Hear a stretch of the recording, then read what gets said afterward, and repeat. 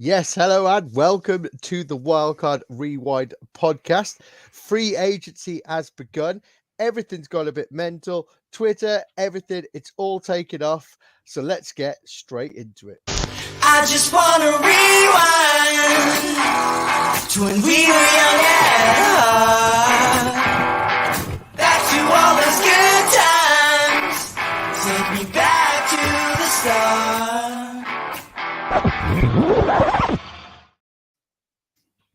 Yes, it is Monday night. I am the best of the Wildcard Rewind because I'm the only one that actually decided to show up tonight. Lewis bailed on us about an hour ago. Hannah is blaming British Transport, which is always a very, very good thing to blame because it is awful. So I am the best one for the Wildcard Rewind, and I am joined by the most amazing guest ever. Not only is he the podfather, not only is he the boss of the Wildcard crew, he is the greatest mind in fantasy football. We are joined by Kev. Who calls you Kev? Kev, the dynasty mind himself. How are you doing, Kev? Doing absolutely brilliant, Paul. Thank you for the amazing intro, the kind words. Admin guy probably fits better than boss, but I'm really excited for tonight's show. I know last time I was on Rewind, it was the best two, me and yourself, and it's the same again. So I'm getting a little bit of a complex, but I won't take it too personal. It's a super exciting time of the year as well with free agency and the topic we've got today. Oh, mate, I can't wait to get into the tight ends. But as we were saying before the show begun, we were talking about free agency and how much it has just gone absolutely bonkers today. So we will probably speak for the next half an hour about free agency because there is so many different talking points. Shall I run through this list as a sort of a general thing, and we'll pick out who we want to choose, or should we do one at a time? Just put Saquon at the top and we're fine. I'll put Saquon at the bottom. We'll talk about him last if we've got time at the end of the show. But so just a few that have sort of gone down this evening. So we've got Kirk Cousins assigned to the Falcons. We've got Josh Jacobs assigned to the Packers, and they've released Aaron Jones. We've got Saquon Barkley to the Eagles. We've got Antonio Gibson to his grave. We got DeAndre Swift to the Bears, Tony Pollard to the Titans, Gabe Davis to the Jags, to name a few that have gone down today. So Kev, let's start at the top of this list. Captain Kirk himself to the Falcons. He signed a 4-year deal. I think it's quite a good payday. It's not 100% guaranteed, which is a bit of a shock for Kirk Cousins because I thought he only dealt in 100% guarantees. But I think that's quite a big move for the Falcons, and I really, really like it. What's your opinion on this? Do you think it's a good move for Kirk? Oh, I think it's a great move for the Falcons. First of all, I think the initial reaction in the market is all the weapons that have been desperate for that QB upgrade. Probably last year was when it should have happened. So anybody that's holding your picks, your Bijans, your Drake Londons, they're super happy about next year and the couple of years that Cousins is there. I think it's always a difficult one going from Justin Jefferson, the wide receiver one in football, T.J. Hawkinson, a top 3 or 4 tight end, Addison, someone that's promising, and an offensive scheme over there where they've passed a ton. So I think for Cousins, it'll be pretty similar to what he's done. Maybe not as amazing, but I think for the Falcons and the key weapons there, it's an absolutely fantastic deal. And I just wish if they'd done this last season, then I've no doubt they'd have won the South. Sorry, Ali. 100%. I think one of the big winners for me is Kyle Pitts.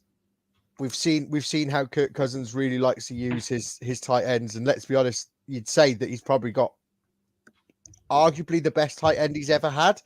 You know, we all know that Kyle Pitts is a freak, and he's touted when he came into the league to be the greatest tight end that we've ever seen, apart from Travis Kelce. And you know, I just feel like it's arrows up for Kyle Pitts here. Do you think he's the biggest winner, or do you think Drake London has a big arrow up on him now because Kirk does love a wide receiver as well? Yeah, it's I think straight away from what I've seen, like the London hype train has really picked up. It's a shame it didn't pick up for Hannah earlier, but but yeah, it's I agree with you in a way that this is great for Pitts because thinking of Cousins, his previous weapons, he had Jordan Reed, the Commanders, who was very underrated, good. Then Hawkinson's gone there, and I think he's took him to another level with how good he is with his targets to the tight end and how much he targets tight end. And now you've got Pitts. I'm just treating Pitts the same though. Like anybody that's got him or anybody that's drafted him previously, I think they're still going to have that itch to keep taking him, even though he has burnt them on that year-to-year basis. There's always that bit. There'll be a training camp hype or something along those lines where people will be back in and they'll get hurt again. But I think this time they're going to get back in and it's going to pay off. Yeah, I think a lot of people that drafted Pitts have still got Pitts because what they drafted him for, and then how much his value dropped, and what people wanted to sell it. They wanted to sell him for multiple firsts and everything, and they were like, "This guy's going to be huge," and nobody ever wanted to pay that. So I think a lot of people that have stuck with him are now probably going to benefit from this move. So I'm quite interested to see. I was somebody that was quite vocal about Pitts to start with, and sort of maybe that's going to come back and bite me in the arse now, and he's going to end up being the tight end that everyone sort of wanted him to be. Let's get deleted. Yeah, he has the fantasy receipts will be after me. God help us. So let's talk about this from the other side of the trade here now. Like Cousins leaving the Vikings, so you're a little bit worried about Jefferson and who's going to be throwing him the ball, or you sort of like talent wins out over everything, and he's such a talented wide receiver, it doesn't really matter that much who's throwing him the ball. He's still going to see targets, still going to demand that, and still get that pass volume, I think they've had a bit of a nightmare. Like if they're looking to try and compete now, there's nothing out there that they can get to in real life that's going to put them what Kirk Cousins could do. So I think maybe with the Hawkins injury, they might have playing it a little bit like a mini rebuild where they're kind of taking it a little bit slower this next season, maybe drafting a rookie. JJ McCarthy's been often mocked there. And then obviously they've got Hawkinson to come back into full swing of things in 2025, hopefully tie down Jefferson. They've got Addison there. No running back of real note that they need to sort of be all in on at this moment in time. So I think it could be a little bit of a mini rebuild for the Vikings, but it's one that's potentially going to benefit them in the long term. Yeah, I agree. I think this year they're going to sort of take it on the chin this year and go, yeah, okay, we're looking at 2025 now. I think it's quite a smart move by them. But let's move on to the next guy, and let's go over to Green Bay, divisional rivals. Josh Jacobs sided with the Packers. That's one I didn't really see come in, to be honest. I didn't see the Packers needing that sort of player, and releasing Aaron Jones, who has been fairly consistent for them for the years that he's been there. What do you make of this? Do you think it's a bit of it feels like a kind of a nothing move, getting rid of Aaron Jones and bringing in Josh Jacobs? It doesn't really feel like they've benefited in any way, shape or form there, It's a great move by the Raiders for not re-signing Jacobs. I think wherever he went, it's going to be tough, like just thinking about him on a year-to-year basis. He's someone that when he's been in Vegas, he's had all the volume, he's had all the goal line touches, and that's how he's got by, really, volume and touches. I think when I first saw the sign, I was thinking, wow, they're going to do a tandem backfield or something with Jones and Jacobs, but then it became really apparent that, yeah, Jones has gone and Josh Jacobs, the bell cow, getting it in a better offense. So it's potentially looking like a really favourable situation for him, but I don't think he's good. Like, I'd be interested to see what running back comes in the draft, because obviously AJ Dillon, I think, is on his way out. They've got to be adding someone else into that backfield to complement him, and I think whoever is added, I personally prefer to go for that person. Thinking bigger picture, longer term, I reckon he's probably going to get overdrafted in redraft just based on the casual thinking of going from Vegas to Green Bay is a positive move. Yeah, And I was just looking at Josh Jacobs' age, and he's 26 at the moment as well, and that's normally that age where people's like running backs start to decline and stuff like that, So I don't know, it just feels like they've maybe gone for a running back that's 3 years younger. They've gone from 29 to 26, where I don't know, it just feels that it may be beneficial for Josh Jacobs, but it just feels like a bit of a nothing move from the Packers, to be honest. While we're on running backs that are going to die, let's skip over the next one and we'll go to Antonio Gibson to the Patriots. I don't really want to speak about this for long because I don't think the Patriots is a great place to go for running backs, and Antonio Gibson is not the greatest of running backs in my opinion. I just think that's the end of him there, to be honest. I'm quite out on fantasy completely with him. Are you the same? It's just a bit messy, isn't it? Like, I think there's been hype for Gibson at some points in his career. There's been hype for Ramondre Stevenson at some points in his career. They kind of do the same thing, the bigger backs that are good in the pass game. So, yeah, it's going to be interesting to see what happens with that Patriots offense as a whole, with a new coach and a new QB.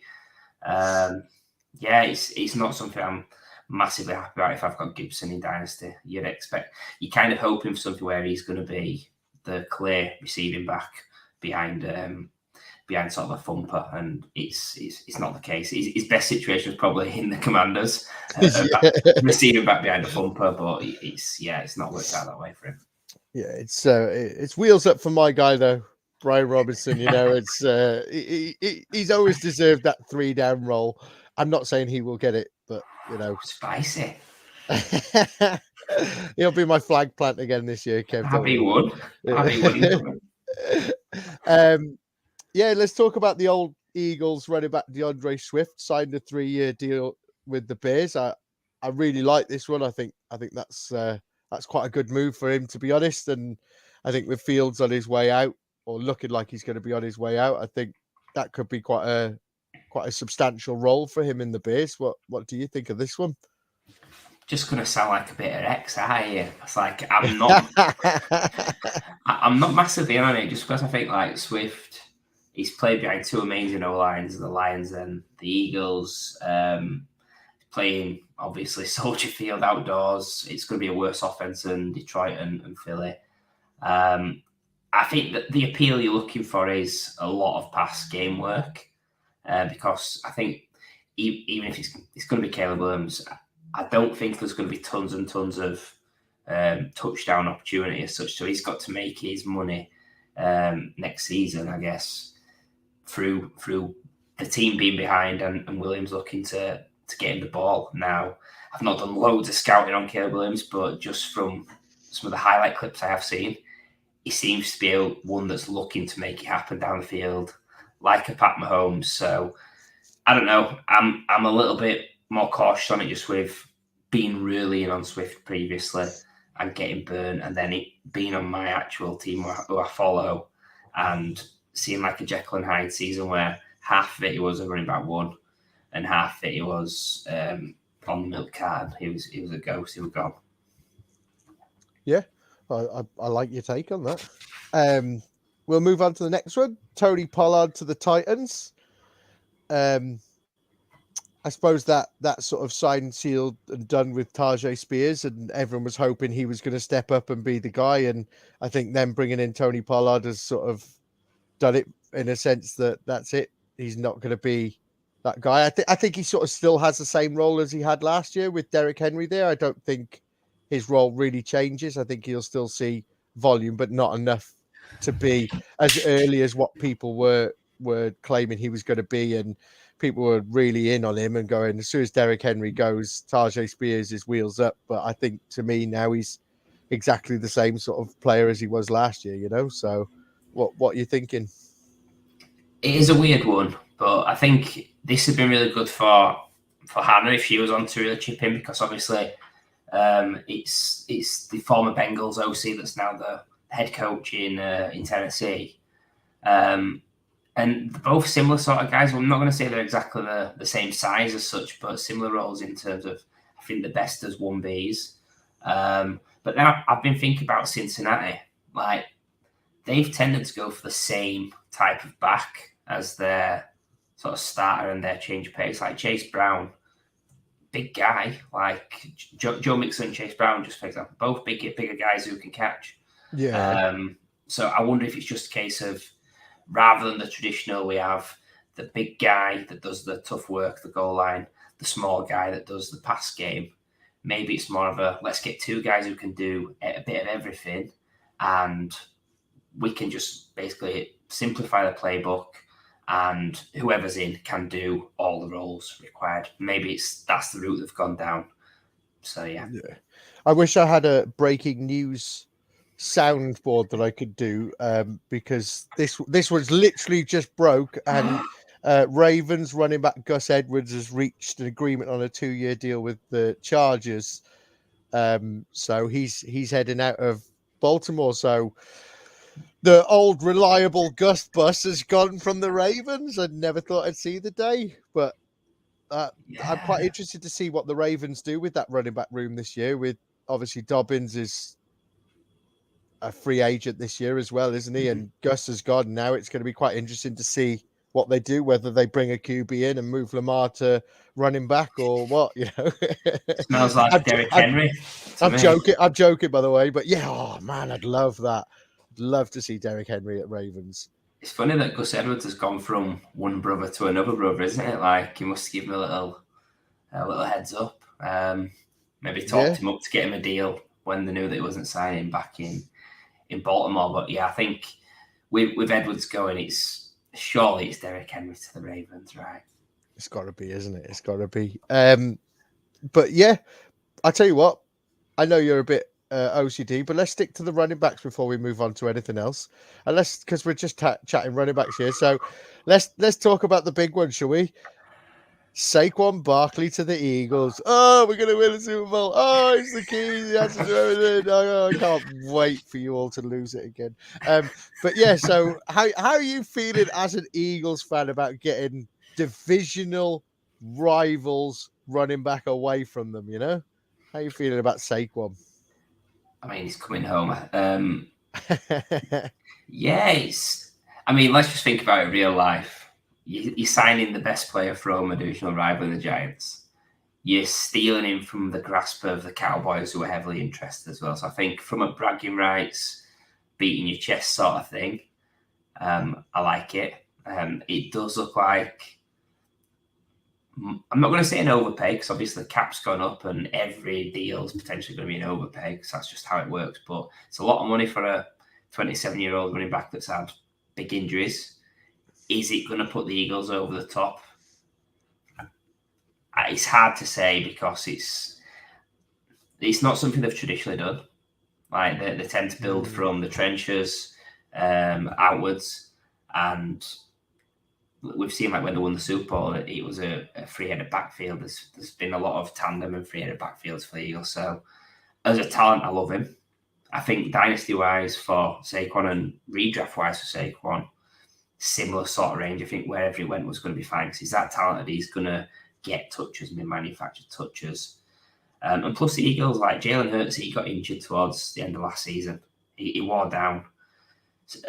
So I think this is partly to protect Hurts, in the sense that all these tush pushes and getting hammered all the time, I don't think we can keep doing it, because a couple of seasons down the line into his deal, he's going to be absolutely short. So I like it for sort of redraft purposes for Saquon. I think he's going to be fine, but this is more to protect Jalen Hurts as well. Yeah, I love it, to be fair, and hopefully we can all see Saquon back to his best as well. You know, if he's going to do it anywhere, he's going to do it behind that O-line and stuff like that. You know what I mean? I think he could be great this year. He could be a sneaky nice. You know, he's not going to go as the first couple of running backs off the board, but you know, he could be somebody that you could end up getting in sort of like round 3 or 4, something like that, maybe even 5, and you could snag him and just be like, oh yeah, I'm really happy with that, you know. I think with Saquon as well, like we saw Swift, I mentioned him earlier, like halfway through the season he was a running back 1, and then he just wore down because of his size. So you kind of thinking Saquon, his floor is going to be running back 1 next season, but he's got the potential with that talent to be anything right up there to probably running back 2 overall. Yeah, definitely. But yeah, let's chat a bit about the wide receivers. We'll mention one quick here. Gabe Davis to the Jags. I feel like that's a bit of a. I feel like he's gone from being Gabe Davis at the Bills, and he's going to be the exact same Gabe Davis that we don't know when to start him. We don't know when he's going to do anything. I think you mentioned him on the Dynasty show last week, and I just think this is just a very nothing move. I think he's still going to be exactly the same for me for fantasy, and I just don't know when to start him and when to do anything with him. Yeah, it's a strange one. People are saying it's a really good move for Trevor Lawrence because he fits that deep stretching role really well, better than Ridley did in that role. But it essentially means that Calvin Ridley is not going to be back.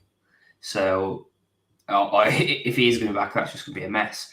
So, yeah, I actually think it's probably a downgrade for Trevor Lawrence if he's losing Ridley and getting Gabe Davis. I think, yeah, Davis will be Davis. He'll have his splash games where he gets 20 points. He'll have his other games where he gets 2 points or no points. So, yeah, I think real life point of view, it's good in certain aspects, but if it means you're losing Ridley, like look at the bigger picture, it's not a move that I'm thrilled with, if I'm honest. Yeah. I'm exactly the same as you. S2. Oh, 100%. So now let's have a chat about Kendrick Bourne has signed a 3-year deal at the Pats, and Baker signed a 3-year deal to stay in Tampa. Any one of them you want to have a chat about? Kendrick Bourne was an interesting one for a guy that's done it for a couple of games last season to get a 3-year deal, staying in New England. I thought was interesting.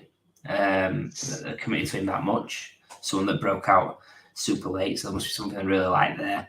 I think the record for players coming off that injury is pretty bad. Mike Williams is in the same boat, so that's just one to think about in your redraft leagues. But yeah, Baker Mayfield, Ali, our good friend over on Dan Show, he's absolutely loving this. I think it had to be Baker Mayfield to the Bucs, just with where they're at. They feel like, and this might upset Ali, they feel like sort of a middle of the pack team for the next few years, just while Mike Evans is there and Chris Godwin's obviously getting up there in age now. It's one of those where they're never going to be the best team in the NFC, in my view, but they're never going to be the worst team either. So it's just there's going to be some really, really pleasant nights for Bucs fans in the next couple of years. But I can't ever see Baker taking a team deep in the playoffs. I think he's going to keep it really exciting. He's going to keep it fun like Ryan Fitzpatrick did for all those years. But I just think fantasy-wise, it's a really good move for him. If you're just thinking pure fantasy, a really good move. Especially in your if you play Superflex redraft, I think he's someone that you can take later and be really confident with. Yeah, I think if in Superflex, I think anyone that sort of grabbed Baker before he went to Tampa were just sort of like he was like maybe a 3rd or 4th QB on their team, and I feel like that gamble sort of paid off for them. You know what I mean? I think I agree with you. I think it's for fantasy. I think it's a great move. I like to see Baker at Tampa. I think he will do plenty. He's got a good connection with Mike Evans, and I think it's great. But I kind of agree with you in normal NFL terms. I don't think they're a team that I sort of go, that was the piece that they were missing. They're now going to go deep into the playoffs next year. You watch. I'll get this completely wrong, and they'll be in the NFC Championship next year. This is getting cut up in this segment here. It's getting reposted. Yeah, a bit like you with Puka Nakua, like. Oh God, yeah. But no, I think for Tampa it was. I think Ali said it last week. He said Mike Evans has signed, and I think he's only signed based on he knows that Baker's coming back, and I think it was already a done deal before Mike Evans signed his thing. So I think it's a great move. Move on to another bit of news. Jerry Jeudy was traded to the Browns for a 5th and a 6th.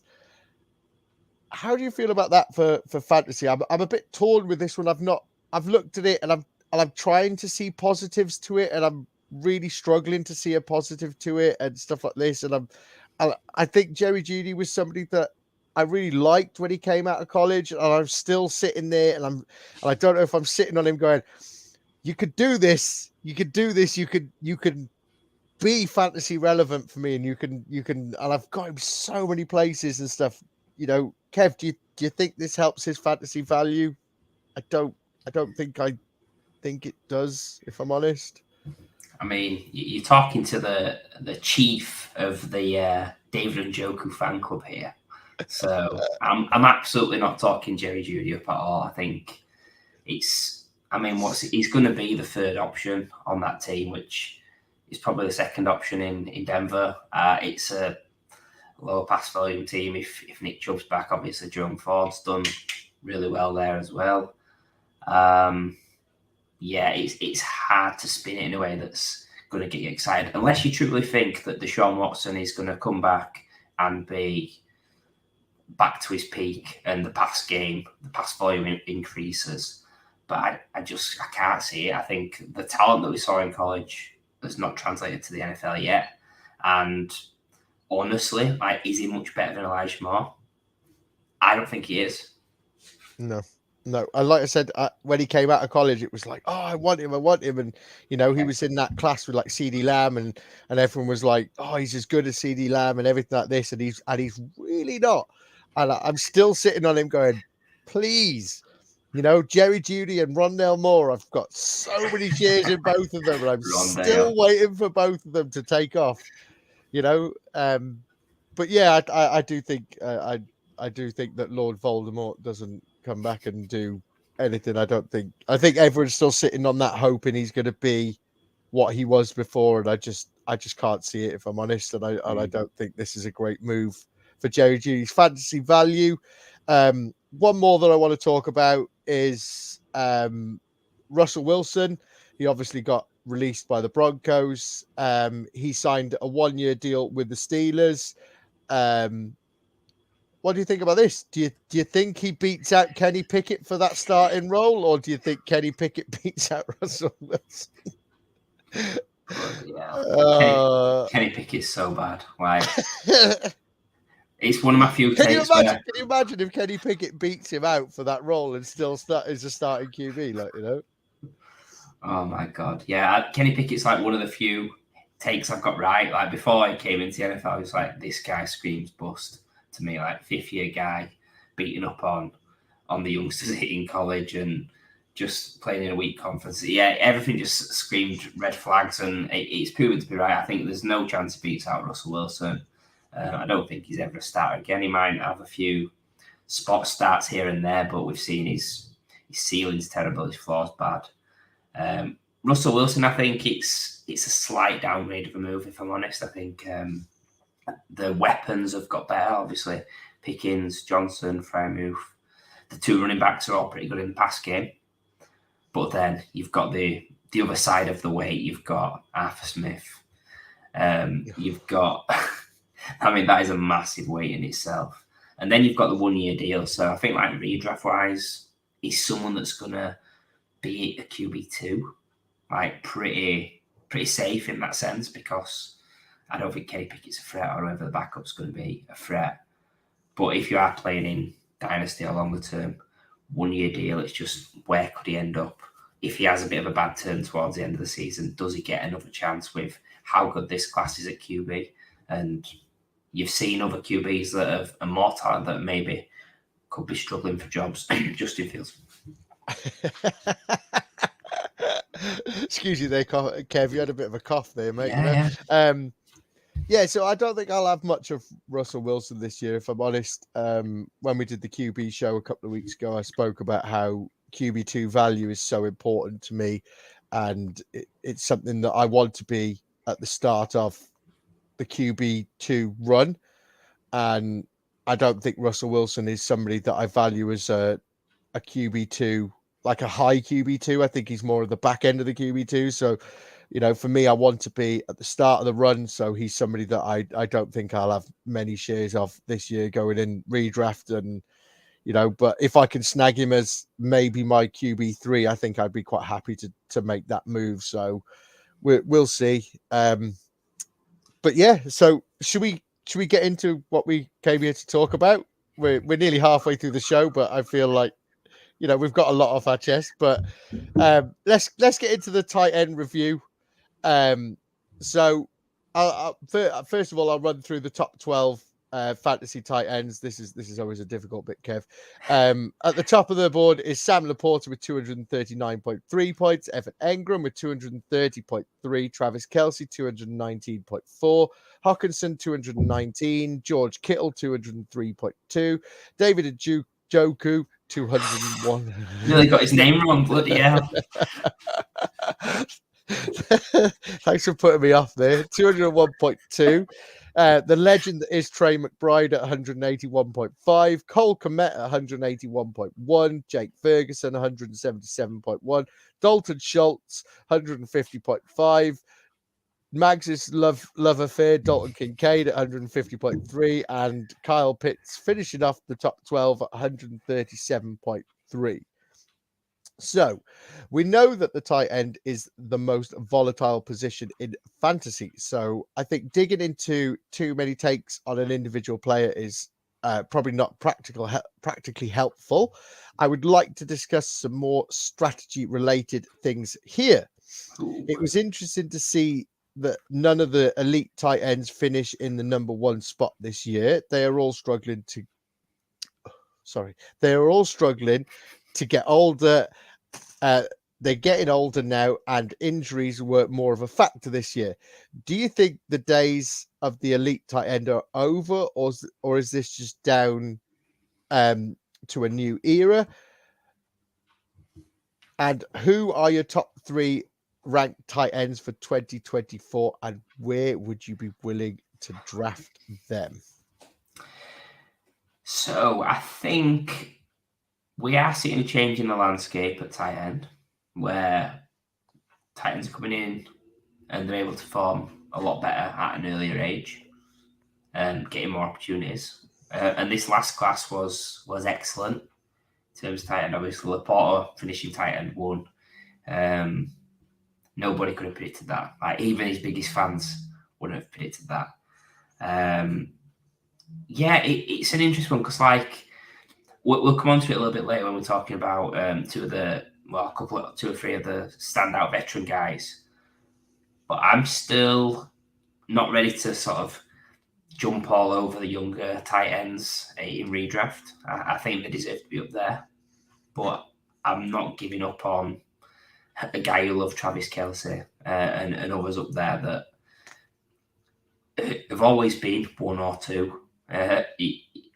I don't think it's an automatic that you can just say, right, he's done now. He's on the decline, because who knows? He's got. Look at the playoffs on the Super Bowl. He was an absolute beast. He was back to his prime. It's like he was saving himself. So, I think strategy wise, like the way I see it, and I won't give away too much just yet, because I'm sure I'll come on to this in a little bit, but I think there's a tier of 4 at the top. And I think if you can't hit that tier of 4, just wait. If you're in a single tight end in your lineup league, just wait. And I'd even be tempted not to draft one. Like, if you're in your redraft league, take a punt on a backup running back at that stage. Or if you're in a league that has kickers or defenses. God, what? Yeah, what? Honestly, crazy. What are they still about? take your backup running backs late on in your redraft, because when it just before the season starts, week 1, cut the few that aren't going to be making an impact, and then add your tight end if you miss out on those top 4.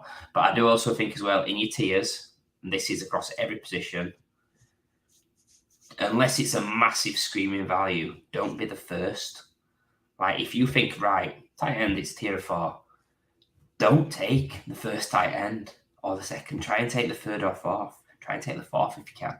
And then if it drops to the next tier, basically what I'm saying is, if you're taking between tight end 5 and 10 in your league, you're basically a sucker, because you need to be in that top 4, or you need to be leaving it as late as possible. Oh, I completely agree with you. And when we talk redraft, like, Kelsey to me is still somebody that I will take that risk on. 100%. Because let's be honest, if Kelsey plays, Kelsey has the upside of being tight end 1 every year. You know, 100%. he had a down year this year and finished 20 points off finishing as a tight end 1. You know, and we're talking about a year where he's not been as good as what we remember him to be. Now, don't get me wrong. We've seen him where he would finish as wide receiver 5. You know what I mean? And this is a tight end, and it was always a cheat code. But to me, Christian McCaffrey in redraft is somebody that you take within your first couple of picks because he has that outcome of being running back 1. But somehow we're looking at Kelsey going, oh, is he still there? Is he? Yes, 100%. If Travis Kelsey puts on a Chiefs jersey next year, which we all know that he is, and he has said he's playing, he's tight end 1 for me. He's somebody that I'm like, do you know what? I'm happy to take him within the first couple of rounds. And tight end position to me, you know, we could talk about strategies all night and different strategies. And to me, tight end is really, really easy as a strategy. And you have mentioned it. You take one early, or you don't take one. You know, you wait till the later rounds and maybe pick up 2 or 3 or something like that and just go, I'll take a punt with him, I'll take a punt with him, I'll take a punt with him. You know, if we look at tight end 1, Sam Laporta, and tight end 12, Kyle Pitts, there is 102 points difference. Now, 102 points difference in any position is a massive amount of rounds. Okay. And so Kyle Pitts is somebody that they, oh yeah, I need to get my tight end. No, you don't need to get your tight end here. You know, you could have got Cole Kmet in like the 15th round last year and he outscored Kyle Pitts, you know, and finished as tight end 8. Yeah. You could have got Jake Ferguson. He probably wasn't even drafted in some leagues, Jake Ferguson, last year. You could have got him later. You know, I couldn't get Dalton Kincaid in any drafts because most of my leagues have got Mags in. So he was taking them everywhere, you know. But like these sort of players are players that you don't need to get within your first 10, 12 rounds. You know, they're not going to go. Don't get me wrong. Your Travis Kelce's are somebody that you're going to reach for early. I think Sam Laporta, again, is another player that I think is going to be overdrafted in redraft, dynasty, everything. I think people are going to go mad for Sam Laporta this year. And I think the hype's going to be too much that I'm not going to have any of him anywhere, like, you know. Yeah. Evan Engram, another player that you could have got later on and stuff like that. And to me, it's just, I think the strategy for tight ends next year is quite the same for me. There is a few players that I do want. And then there's players I'm happy with, but I'm happy to wait and get later on in my draft, you know? So one of the other questions is, who are your top 3 ranked tight ends? And I feel like you've brushed over this, Kev, because you don't want to answer it. So I want to know for redraft, who are your top 3 tight ends? Well, Paul Pickens. Travis Kelce. Travis Kelce's 1, obviously. Dallas Goedert. Oh, nice 3.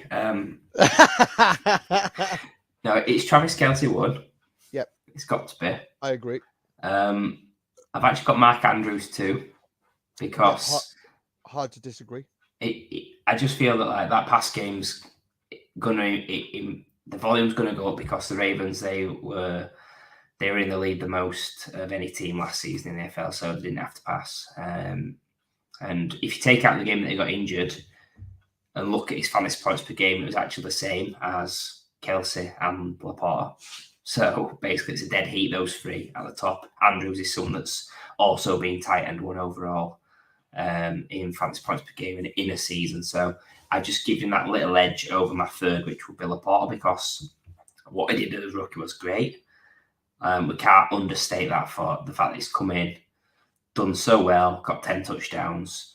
And people knock him for those 10 touchdowns, but I have mentioned before, like Amon-Ra St. Brown got 10 touchdowns and nobody mentions that he's not going to do that again. I just feel that there might be a slight regression there because there's these young weapons. There's Jahmyr Gibbs, there's Jameson Williams, who people are expecting to take a step forward. And for that to happen, unless the offense takes a step forward somehow, there's got to be losers. Is it all going to come from David Montgomery's piece of his pie? I'm not sure it is. I think there might be a little bit that comes from Laporta's, maybe a small slice from Amon-Ra St. Brown to go to people like Gibbs, Jameson Williams, etc.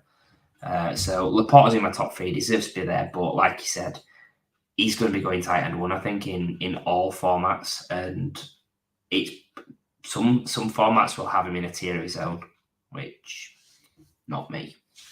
No, I'm happy to watch. I'm happy to watch all of my leagues. I'm happy to watch people take Sam Laporta as a tight end 1. I'm happy to do it. Dynasty redraft. I'm happy to watch them take him. Best of luck. I hope he works out for you. You know, I think he's a very, very, very good tight end, and I think he's somebody that is worthy of the top 3 pick. But to me, I just think people are going to go mad for him.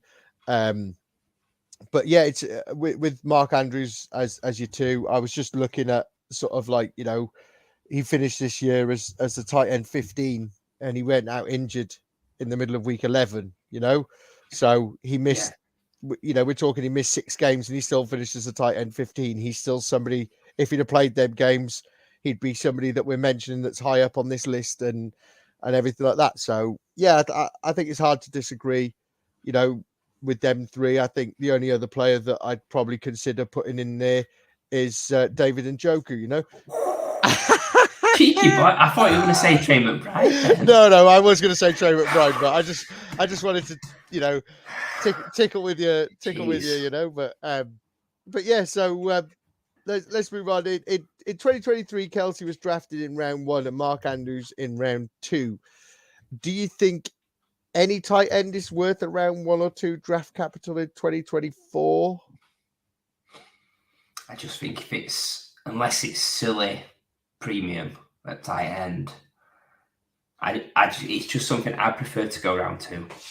Unless it's a silly format, round 2's the earliest I'll go. Because I just feel like 2-3 years ago you could with Kelsey, because I think when he's giving you 5-6 points over tight end 2, that's mega. But at this stage, I think with him, Laporta and Andrews all finishing pretty much the same in fantasy points per game. You can't go round 1. No, I'm inclined to agree with you. And we all play in these charity leagues, and they like to throw these crazy scoring systems, and tight ends score 700 million points more per catch and stuff. That's the only way that I'm taking a tight end in round 1. If I'm being honest, I don't think I'd take one in round 2 either. Yeah. I think the realm of outcomes for all of the tight ends, I think, to me, it's somewhere I'd probably be looking at 3. Yeah, and I 3 think, or 4. and I think honestly, I think Kelsey drops to maybe the back end of 3 at a push. I think Sam Laporta is the guy that's going round 2. I don't think anyone takes him in round 1, but I think Sam Laporta goes round 2, and I think people you maybe get people that start to panic a little bit and go, oh, I better get a tight end now, and you might see it then. But to me, I think round 3 is probably the earliest where I'd go. If I can get Kelsey in round 3, I'll be absolutely loving life and thanking all of my competitors for giving me the championship and letting me take Pat Mahomes in 1, Kelsey in 3, Saquon Barkley in 4, and just go, just give me the belt, So, love it. So yeah. So weirdly, our next question is, what's your thoughts on Kelsey, Andrews, and Kittle in 2024? I think we spoke quite a lot about Kelsey, and we sort of touched on the Mark Andrews, and I agree with you that I think Mark Andrews is somebody that's going to bounce back this year. We can't really say bounce back because he was injured last year, and he's up to that point he was flying high, I think Mark Andrews is quite safe. So let's chat about the other guy, George Kittle. What's your sort of opinion on here? I would love to have Hannah on because Hannah hates George Kittle. So I'd love to know what Hannah's thoughts are on George Kittle and what she's thinking at this point. But what's your thoughts on George Kittle? Is he somebody that you're willing to draft, or are you like Hannah and completely out on him? Yeah, I'm going to do Hannah Proud, I think. I am out on him because I just feel like real life tight ends, he's probably as good as Travis Kelce. Like, not as a receiver, but all the blocking he does, all the smart stuff he does as his overall game, absolutely fantastic. But we're not playing like what happens on the field. We're playing for fantasy points, and I just feel he's too volatile. He's going to be too expensive. Like I said about the tiers, I think it's a tier of 4, and then it's a tier of about 10 or 12 players, in my view, where they can all finish tight end 5 potentially on the year. So yeah, he's at that higher end of it, and for that reason, sound like I'm in Dragon's Den. Then for that reason, I'm out. Yeah, totally Dragon's Den. For me, I'm the same. I think the only format I'd be willing to take George Kittle is best ball. I think I'd be quite happy to have him in my best ball teams because of that boom bust sort of thing. Like I'm looking at on his fantasy finishes: tight end 26, tight end 32, tight end 3, tight end 45, tight end 1, tight end 51, tight end 8. You know, he's somebody in that best ball format. He could them tight end 1 weeks where he scored 27.7 points against Dallas in week 5. If I'm playing in best ball, he's jumped straight into my team, helped me win the week, you know. And then the week after, he's not in my team, and I haven't had to make that decision. I think he's very much a MVS type player with best ball. He's somebody that you want. You Gabe Davis as well. You want these in them best ball side of, you know, you take the risk in best ball with a player like that because he's got them weeks in him that can win you the week, and he's also got them weeks that can lose you a week. And if you're having to set your lineup, you've got to try and predict that. And if you can predict that, you're winning everything. You know, if you can predict when these guys are going to go off and when they're not, you're going to win everything. You know, we all like to claim that we know quite a lot about this sport, but actually the one thing that we don't know is when they're going to blow up and when they're not going to blow up. You know, we could take educated guesses and that's about it. So to me, I'm completely out of George Kittle. I think people will go a bit mad for his price and be willing to take him early, and I'm quite happy to watch people take that risk with him, and I'm quite happy to play them teams when he finishes as tight end 51, and I see George Kittle in their tight end spot, like, you know. And I've got Cole Kmet, who I took in round 15, just doing what he does best and just putting up 7 points or 8 points, you know. So yeah, I'm quite out on George Kittle, if I'm honest. But yeah, so with as we all know in fantasy, it is a weekly game. So just looking at the top 12 points per game thing, it's a little bit different to the top 12 finish. We got Travis Kelce at 1 with 14.6, Hawkinson with the same 14.6, Sam Laporta with 14.1, Evan Engram 13.5, Mark Andrews 13.5, George Kittle 12.7. I think that's a lie. David Njoku 12.6, Cole Kmet 10.7, Trey McBride 10.7, Jake Ferguson 10.4, Dalton Schultz 10, and the legend that is Dallas Goedert sneaking in there right at the end at number 12 with 9.7. Looking at this list, Kev, does that change any of your thoughts on the tight end position for 2024? No, I think I always have points per game, fantasy points per game at the forefront of my mind because it tells a different story to just your overall points. It doesn't factor in your injuries is the main one, or it's mainly your injuries that your fantasy points per game. So it wouldn't change a ton for me. I just think it solidifies that Travis Kelce, because he missed a game or two, he was still the best tight end. He had such a down season and still finished tight end 1. So if that's the story we're telling, that should lead you to the right answer at the tight end 1 spot, and similar along the lines of Andrews. So not a lot's changed from what we saw in the first sort of 12 and the second 12 when you break it down to fantasy points per game. Yeah. I think to me, you know, like you said, with the injuries, like Mark Andrews is the standout one there. He missed he missed half of the game at week 11 and the rest of the season, but still, he's 13.5. So that shows he's consistent and he would have been up there. To me, I think George Kittle averaging 12.7 points per game. There's looking at some of his numbers, I feel like it's a bit of a lie.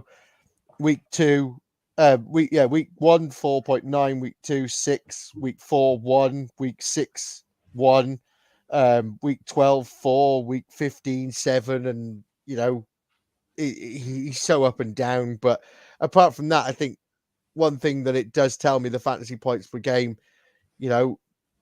them top 3, Kelsey, Hawkinson, and Sam Laporta, add Mark Andrews into there, 13.5. This sort of solidifies what we were saying about our tier, where these are the guys that we would go for early.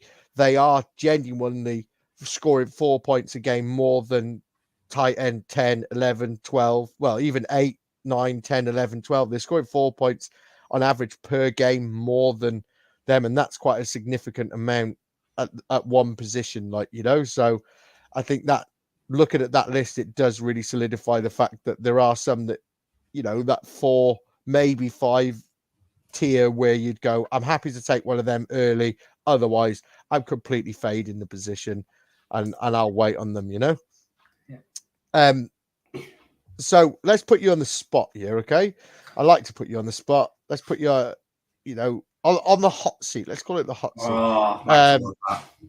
If you're looking to employ the late round tight end, okay, so you've entered your draft, and 110 was Travis Kelce, 111 was Sam Laporta, 112 was Mark Andrews, 2-1 was Hawkinson, 202 was Njoku. You've lost all your players.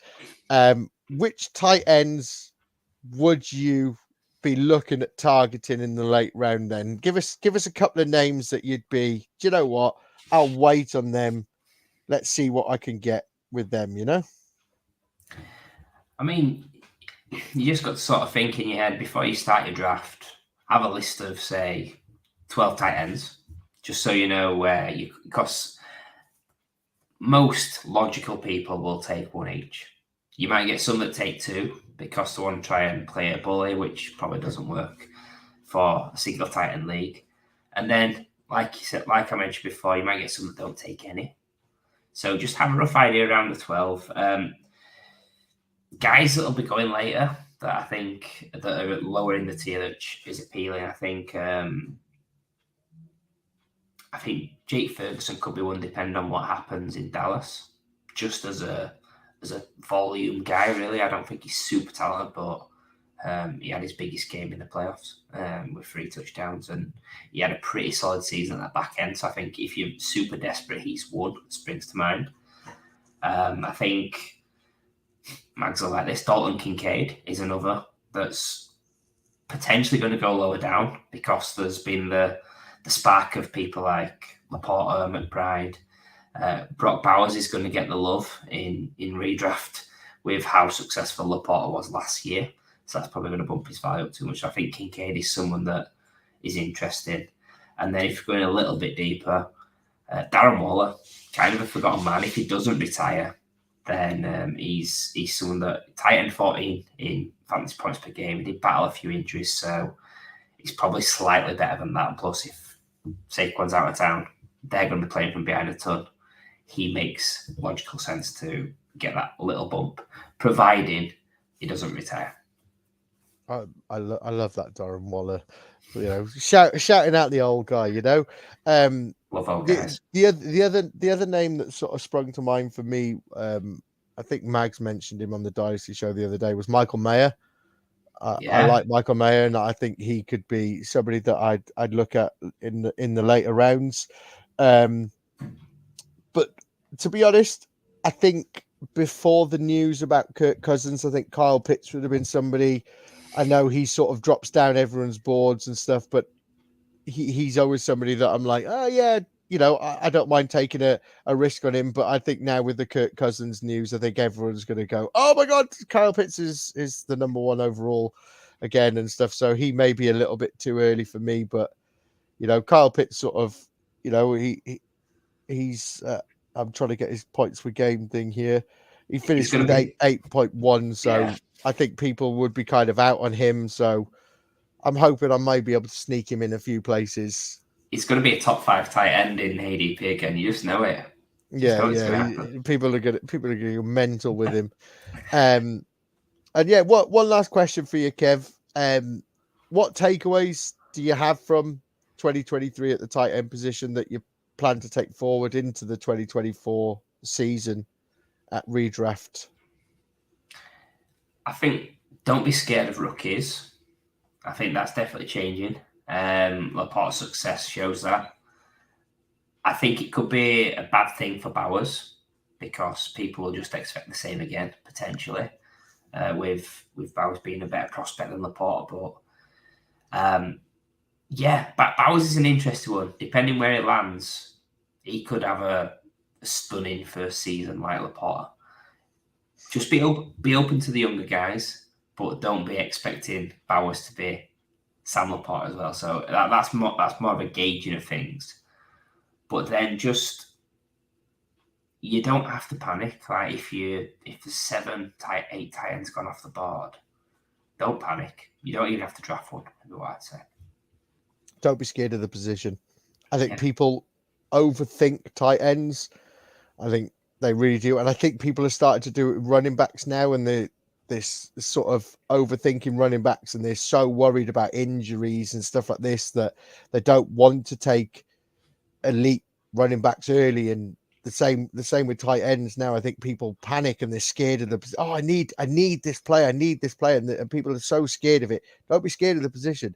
Just to, don't panic. If you're not getting one of them elite ones, you're also benefiting in other ways. People that are going for that elite tight end, they miss out on a wide receiver or a stud running back, whereas you've got your stud wide receiver, your stud running back, and you've still got, you could still get that late round tight end that's still going to finish as a top 10 or a top 12 tight end in points per game and stuff. You could still sneak into that position and you go, I've still got a top 10, 12 tight end here, and I've got my stud running back or my stud wide receiver and something like that. So don't panic about the position. Don't worry about it. Just if you don't get them sort of top 4 elite tight ends that we spoke about, don't worry. Just embrace the position. And like you said, if you've got to take 2 or 3 at the end and hope that one of them hits, then that's the way it is. If you've got to play the waiver wire with the tight end, then that's it. You do that. There's not much difference between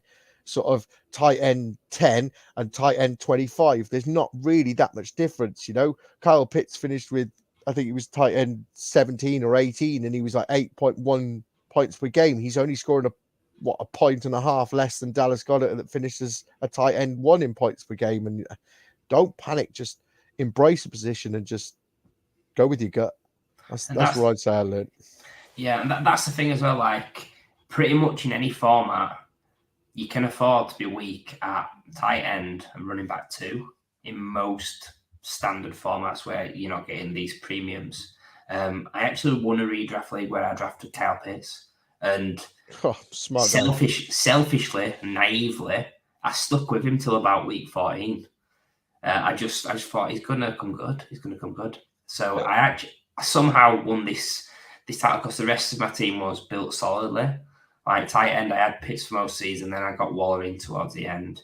And if you are going to be weak anywhere, tight end or running back 2 are your best spots to be weak, and that's if it's redraft, if it's dynasty. I would just say if you're not going to get those top 4, don't take one. 100%. I love it. But yeah, with that, Kev, that brings us to the end. Please remind everyone where they can find you, what's coming up with the Dynasty Show, what you're up to, what you're doing with your Saturday night, whatever, just sell yourself. Hey, first of all, thanks for having us on, Paul. It's been nice of you for someone from the Rewind team to turn up tonight and be there for me. I love you, Kev. You're my favourite from the Dynasty Show. Don't tell the other 2, okay?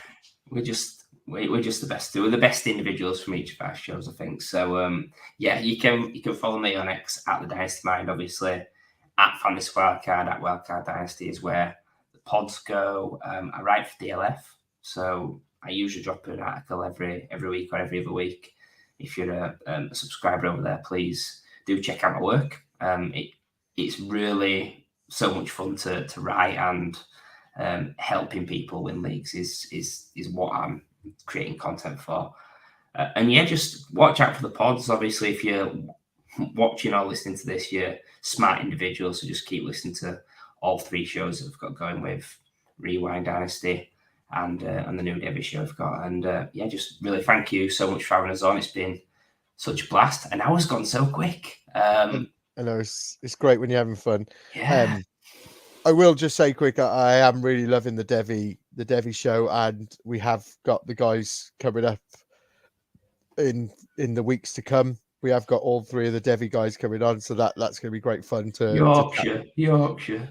I know we're right. You know, I know I'm not really northern, I'm Midlands, but there's a lot of northerners coming in here. We're gonna have to sort of mix this up a little bit now. That's what, 5 of you now, isn't it? It is. We're all related as well. Yeah, I can believe it. You know what I mean? And you all love gravy on your chips as well, don't you? But yeah, so with that, I am gonna quickly plug. I am running the London Marathon. 6 weeks today, it will be done and dusted in the books, and I will be probably suffering on the sofa with a lot of pain in my legs. But yeah, I am running the London Marathon this year. I am running it for a great charity, a great cause that is close to my heart, and they have done a lot for my family, and that is the Sick Children Trust. I am going to plug that me and my brother have got a podcast that starts this week. We are recording our first one this week, where that will have a lot of insight about what he's been through with his experience, and a lot of things to do with like child loss and stuff like that. So please take a listen to that. Please go and sponsor us. It is my pinned post on my Twitter at Paul_Pickett. It would mean so much to me if you guys could help me reach my target. And yeah, with that brings us to the end.